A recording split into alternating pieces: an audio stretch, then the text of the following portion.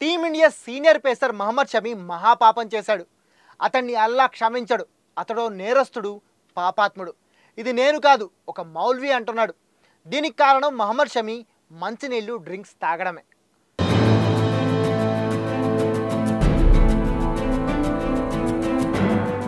ఇస్లాం ప్రకారం పవిత్ర రంజాన్ మాసంలో ఫాస్టింగ్ చేయడం ఒక బాధ్యత. ఎవరైనా ఉపవాసం చేయడాన్ని ఉద్దేశపూర్వకంగా మానేస్తే వాళ్ళు పాపులతో సమానం. షమి ఉపవాసం చేయలేదు, అతడు పాపం చేశాడు కాబట్టి అతడు నేరస్తుడు. మహమ్మద్ షమి గురించి all India Muslim Jamaat president Maulana Shahabuddin Razvi Barelvi చేసిన కామెంట్స్ అవి. ఆరోగ్యంగా ఉన్న ఎవరైనా రోజా పాటించకపోతే వాళ్ళు పెద్ద క్రిమినల్తో సమానం. షమి ఆరోగ్యంగా ఉన్న డ్రింక్స్ తాగాడు, నీళ్లు తాగాడు. ఇది ముస్లిం విలువల్ని నాశనం చేయడమే. దేవుడే అతడి పాపానికి శిక్ష విధిస్తాడు అంటూ ఈయన ఇంతలా రెచ్చిపోయి షమికి శాపాలు పెడుతున్న వీడియో ఇప్పుడు సోషల్ మీడియాలో విపరీతంగా వైరల్ అవుతుంది. ఇప్పటికే మీకు అర్థమై ఉంటుంది, రంజాన్ మాసంలో ఉపవాసం లేకపోవడం వల్లే షమిని ఈ మౌల్వీ ఇంతలా తిట్టాడని. అయితే నిజంగా షమి చేసింది తప్పేనా? అసలు రంజాన్ నెలలో ఉపవాసం ఎందుకు ఉంటారు, ఎలా ఉంటారు? 30 రోజులు కన్ఫర్మ్గా ఉండాల్సిందేనా? ఇప్పుడు చూద్దాం.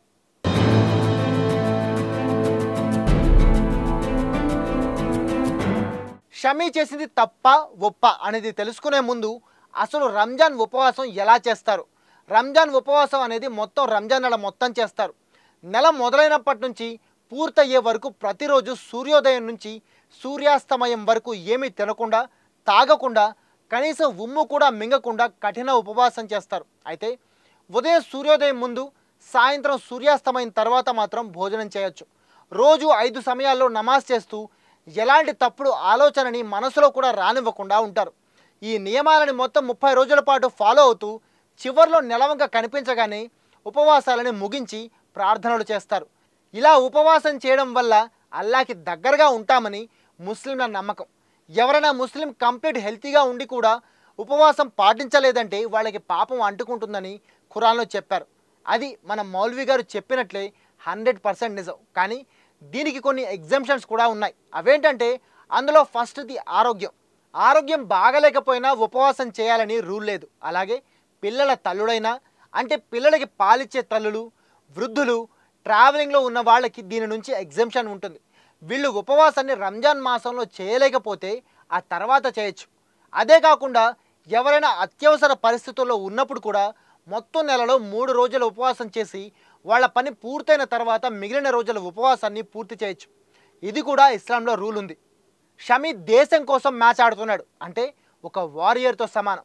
భారత్లో పుట్టిన ఏ ముస్లింకైనా ఇంతకంటే ఇంపార్టెంట్ పని ఇంకొకటి ఉంటుందా? మీరే చెప్పండి.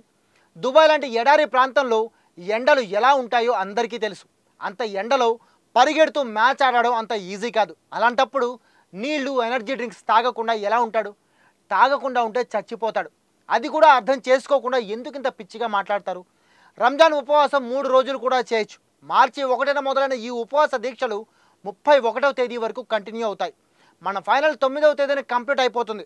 ఆ తర్వాత పండగకి ముందు ఒక 3 రోజులు ఉపవాసం చేసి మిగిలినవి ఆ తర్వాత కంప్లీట్ చేసిన షమిని అల్లా క్షమిస్తాడు, అవసరమైతే కరుణిస్తాడు కూడా.